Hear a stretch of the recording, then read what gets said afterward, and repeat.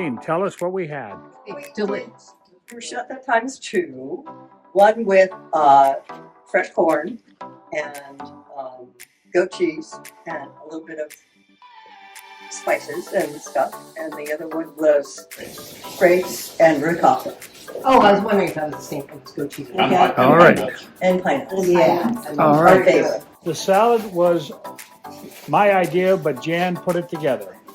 And it also included basil from Maureen's garden. And I think Jan did a great job. The seasoning on the jar is a little bit of pesto and balsamic vinegar to be sprinkled on. Elaine. Here you go, farmer's pasta, farmer's market pasta. Here's linguine, which I just dropped on the counter, with asparagus, zucchini, mushrooms, onions, peas, and peas. Good. Basil that I grew. Anyway, there you go. That's it. And the Kings? The Kings. This is gazpacho from a Spanish cooking book that I use all the time. It's tomatoes, cucumber, pepper, green pepper, or red pepper. I used red pepper here.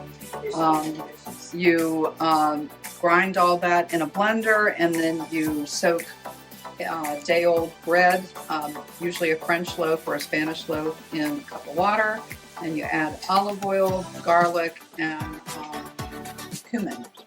And put that in with this in the blender. And then your cups, you can use your spoons, or you can just drink it like this, or if you want to treat it like a soup, you can add these accompaniments to it. And Barbara? This is one pan. Yay, gorgeous. Obviously, the shrimp didn't come from the farmer's market. From the farmer's but everything else kind of is. It's corn, potatoes, beans, onion, tomatoes, lemon. It looks like a Louisiana boil, doesn't it? And, and a little bit of Old Bay seasoning. And then last night I got ambitious, so I made some zucchini bread. So zucchini and cheese bread and a little bit of apple corn bread. Very good. Enjoy it. And then last but not least. Blueberry crumble. All right. Sounds good.